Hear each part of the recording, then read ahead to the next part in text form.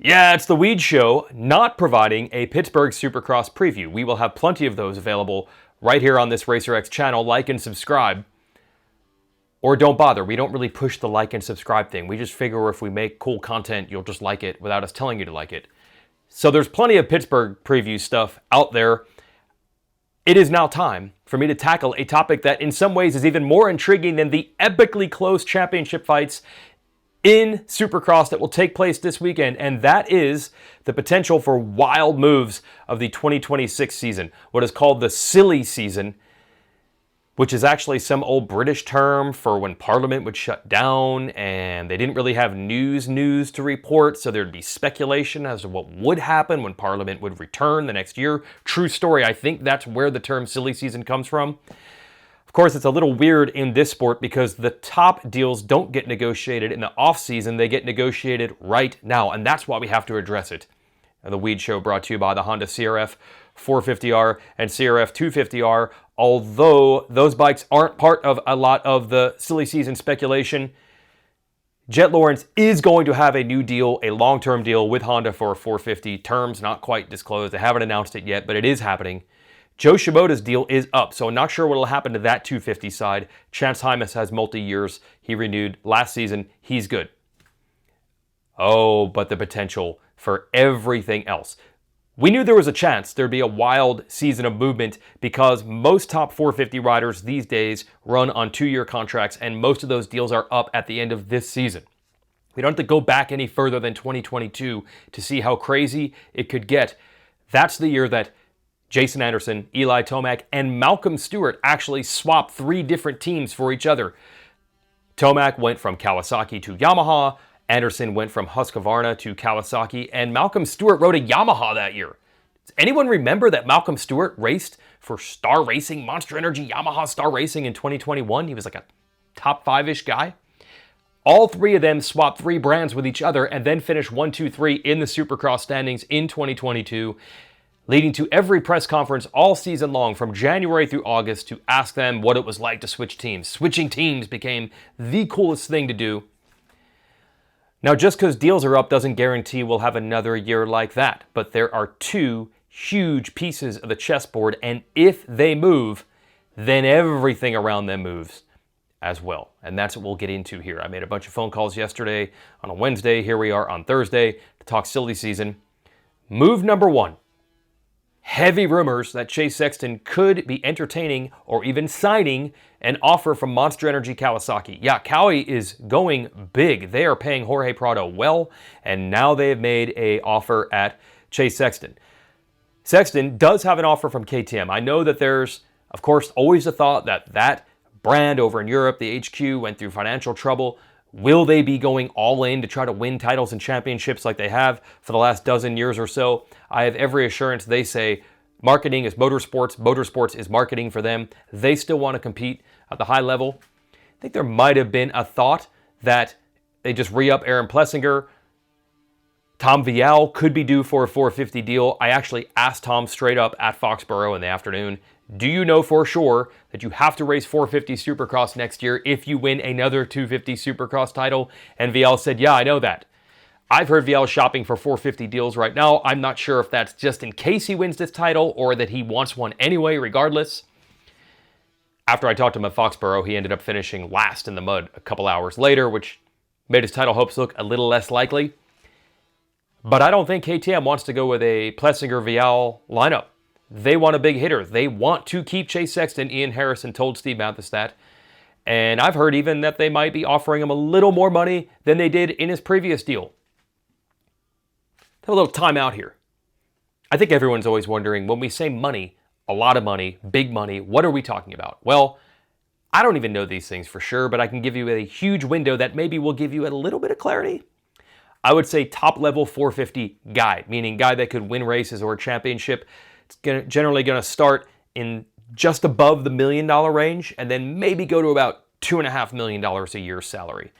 I know that's a wide range, 1.2 to 2.5 or something like that. And to make it a little bit murkier, most of these deals and a lot of the money is made on bonuses. It's more than $100,000 to win a Supercross race. Now I've heard some riders are pushing $175 for a potential Supercross individual race win bonus. It's around 100 to win a pro motocross, national, and then championship bonuses are generally considered in the $1 million range, plus for a 450 rider. And then also there are things called accelerators. If a rider in year one of a contract performs really well, say he wins a 450 title, it kicks in a big raise in the next year, or an automatic redo for 2 more years at a high salary. So it gets a little murky, but just think that we're talking the $1 to $2 million range for a top 450 guy who could potentially win a championship. I think KTM still wants to spend that money on Sexton. They still want to keep Sexton, but he could be moving on. I don't know if that's the bike. I don't know if it's just, as he struggled with the bike last year, he just kind of ran himself ragged with the team members. Or maybe his camp just is saying, yeah, I know you're still offering me a lot of money, but the financial ground that I heard about 6 months ago just gives me pause. Nothing is signed, and even if it were, they wouldn't tell me. And even if they want to sign, they probably cannot officially do it quite this early yet anyway. Close. So we don't know. But I have heard many people say every range from Sexton has already gone to Kawasaki, it's done, it's signed, it's happening, to he's likely to, or nothing's over yet. So that's the Sexton scenario. And now the mind begins to boggle. If Sexton jumps, the entire chessboard changes, starting with Jason Anderson, who will be looking for work. His deal is up. And then the other thing, which you might have already had in the back of your mind thanks to a thought-provoking, enterprising journalist that was not afraid to ask the tough questions at the Anaheim 1 press conference earlier this year. Eli Tomac, you seem like you're in such a great place and you have high expectations. Is there any chance at all that you could be back in this press conference next year? You said it's your last one, but what if you really like it and do really well? Any chance? 2026? I don't know. Depends if I throw out W's or not, so we'll see. Okay. I don't know is a yes, Weege. If there's any chance and you say I don't know, that's a yes. I'm taking them the saying there's a chance answer, even though he didn't actually say that. Thank you. He said right there, if he can get some W's, plural, well, he got one. He got one win already this year, but that win was massive. Probably the only win this year that could surpass how big that one win over Jet Lawrence straight up at San Diego was. The only win that could surpass that would be, let's say that Sexton and Webb get into a winner take the title scenario at Salt Lake City. That win would be bigger. But beyond that, Tomac saying, I passed Jet Lawrence on the outside of a sand turn and held him off to win a race. If you're Tomac, A, that's a sign that you still got it and you want to keep racing, and B, it's a sign that you're not going to do it at a discount because you're still that level guy. And that's a problem for Yamaha because we thought Tomac could be retiring in 2022 or 2023 or 2024 or 2025. And now I've heard he might want to race not just 2026 but also 2027, which is awesome. Yamaha doesn't want to put the guy out to pasture. Someone there actually told me that they had plans for a Ryan Villopoto type ambassador deal for Tomac to do fun stuff with the brand when he was done racing. But ambassador deals don't pay nearly as much as what championship contender, guy that passed Jet Lawrence on the outside of a sand turn at a Supercross race and held him off to win, contracts do. And Yamaha's got a problem. They eventually had to pay Cooper Webb what he's worth. They've done that. They were able to afford high salary Tomac and Webb in the same year this year, but Hayden Deegan's deal is up. They don't want to lose him. And Deegan, whatever you think of the marketing side, the attitude side, either way, he has proven for sure to be the best 250 racer in America right now. He dominated Pro Motocross. He's en route to winning a Supercross title. Didn't dominate 250 West, but you can't really make a case that anyone is better than Deegan in the 250s right now. They're going to have to pay him. They simply can't pay Deegan, Webb, and Tomac what they are worth. And Tomac doesn't want to retire. And suddenly the world is crazy because if Sexton jumps, could Eli Tomac go to Red Bull KTM? And that would be bizarre in many ways. First, the energy drink thing. Look, I've said many times that I think the influence of the energy drink is overrated. Fans think they have all this power and control. A lot of teams will tell you, look, we just get the set amount of money from the energy drink, And our job is to win races with the money they already gave us. It's not like there's a free money tree where Monster will just kick in a whole bunch more or Red Bull will kick in a bunch more. And in fact, individual athlete deals from those energy drinks are starting to go away.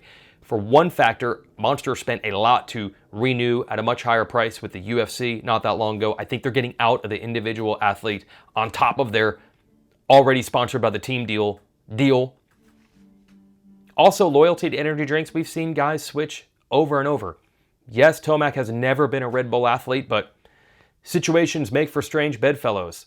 If a top-level factory team that has proven it can win races and titles is looking to offer him somewhere around the salary he wants and deserves, you gotta look at it.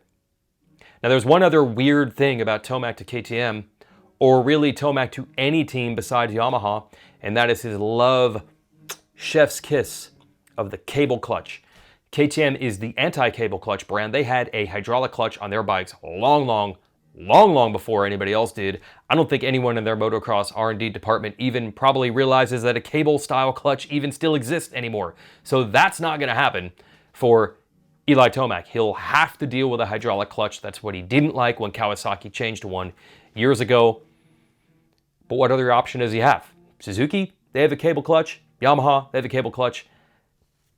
Could Tomac go to Progressive, X-Star, Twisted Tea, Suzuki? I suppose it's possible. I know that Ken Roczen wants to stay there and they want to keep Ken Roczen. But that leads us to a couple other roads, a couple other less traveled paths of two manufacturers moving into the space that haven't been there before. First, Triumph 450 Season 1 will be next season. They have said they're preaching patience. Might just be Jordan Smith, not with the expectation of going out and winning the 450 Supercross title right off the rip. But Jeremy Coker, who worked very closely with Tomac in the Yamaha years, is now the general manager of racing over at Triumph. There's a relationship there. I've also heard these rumors they could bring on Rockstar money if they got Tomac, and they could pay Tomac, but they only get the Rockstar money if Tomac moves. Maybe, maybe not. What I've heard more recently is that that's not going to happen. They're going to stick with the start small goal. That's the thing when you bring on someone of Tomac's level. Everyone has that pass on Jet Lawrence in the sand turn fresh in their minds. If he goes out there and struggles because a bike isn't quite ready for his level yet, it could set the brand back from a marketing perspective years. You know that KTM's ready to go. But then there's the Ducati option. Somehow Ducati, speaking of chef's kiss, still has that little extra something, that little extra expectation. It's not quite what you think, though. I think everyone assumed Ducati was going to come in and spend massive money. That's actually not the case. They were shopping for a private team to help them fund and fill in some of the budget gaps they would need to race dirt bikes in America. They found it with the Troy Lee designed team. They're going to run the Ducati program. We all know that. They already have a rig and a bike. They're showing it off at the races. But who will race for that team? Tomac could be an option. There are many relationships that work well over there. Factory Connection is going to be handling development and the suspension for those motorcycles. Factory Connection, of course, ran the Geico Honda team that Tomac had great success with through the years. PPG is a sponsor of TLD, and they've also been a personal sponsor of Tomac for a long time. And even the Troy Lee Designs relationship, Eli used to wear TLD gear when he was a youngster in his Suzuki days as an amateur. I think a lot of these relationships go back to his dad in the mountain biking days. So there are some things that could work, but there are other riders linked up with Ducati. Of course, no one would be surprised for Justin Barcia to end up there. He rode for the Troy Lee designed team just as recently as last year, and people still think Ken Roczen could go there. Again, I think Roczen would like to stay with Suzuki. I believe he's getting an offer or has an offer from Suzuki, but if you're Roczen, if you're Barcia, if you're Tomac, negotiating 101. Take as many offers as you can and try to get leverage. So it's all over the map. I've heard it could be one of those three, two of those three, probably not three of those three. Tomac, it's an interesting situation. It'll probably cost a little more. And again, that's standard. If he comes out and struggles, it'll probably take a little shine off more so than Barcia and Roczen, who are like the perfect guys to launch a brand with. They're high-profile guys. They're popular internationally, especially Roczen since he's from Europe. And if they go out and win or get 7th at Anaheim 1, it's going to be awesome if they win and not a complete disaster if they don't. If Tomac struggles, I think he's considered at a little bit higher level. If Tomac goes out and struggles next year because the bike isn't quite ready and they're in a rush job and they haven't even tested that bike in Supercross really, I think that would be tough. So that's why signs point to, right now, the most likely scenarios are Sexton to Cowie, Tomac to KTM. Wow, that is so weird to think about. Roczen could stay. Roczen could end up at Ducati. I mentioned the energy drinks, not having the pull stroke. Guys move. Yeah, so I think Tomac could end up in Red Bull colors. What's a bigger stumbling block is the Troy Lee Designs team. What does Troy Lee Designs do? They make gear. So they'd have to get through a stumbling block of Ken Roczen's been a Fox rider for, 20 years? You really want to break that relationship? Would they let someone wear other gear than TLD on a TLD team? Maybe. Would Tomac wear TLD? Would Tomac stay with Alpine Stars? How is that going to work? That is a bigger stumbling block than the energy drink thing for any of these people. As an example, everyone seemed to think that the Ducati team would be a monster team just because the Ducati road racing teams, such as in MotoGP, are sponsored by Monster. The relationship between TLD and Red Bull was much stronger than the relationship between Ducati and Monster. TLD, you got to think about how important that part of the relationship is, and will the gear thing be a stumbling block or not? And with all these chess pieces, what about the other riders? Where does Jason Anderson go? Think he might be having a cup of coffee right now with Progressive, X-Star, Twisted Tea, Suzuki? Where else could he go? Malcolm Stewart's deal is up. Could he be back at Husky? Then there's that Rockstar Triumph rumor that's out there. Could he end up going there? That would be a great move. It wouldn't quite be a Tomac has to win level guy, but it would certainly be some punch for the brand as they enter 450 season number 1. Justin Cooper, I believe, is already or is about to re-sign with Yamaha. Don't get mad about Justin Cooper versus why are they keeping him and not Tomac. Tomac's asking for a lot more money than Justin Cooper is, so there's your answer there. Other free agents, like we said, Barsha, I believe Plessinger is going to re-sign. It's wild, it's crazy, but only if Tomac chooses to come back in races and finds a place to go, and only if Sexton does leave KTM for Kawasaki. If not, then the landscape will actually look similar to what we thought it was going to be, which leads to this visual. You saw the clip last year when I was talking to Tomac at the press conference. Try to think of it in your mind right now. What hats and what shirts are these riders going to be wearing that same stage in that same building, Angel Stadium, in January of 2026? The mind boggles.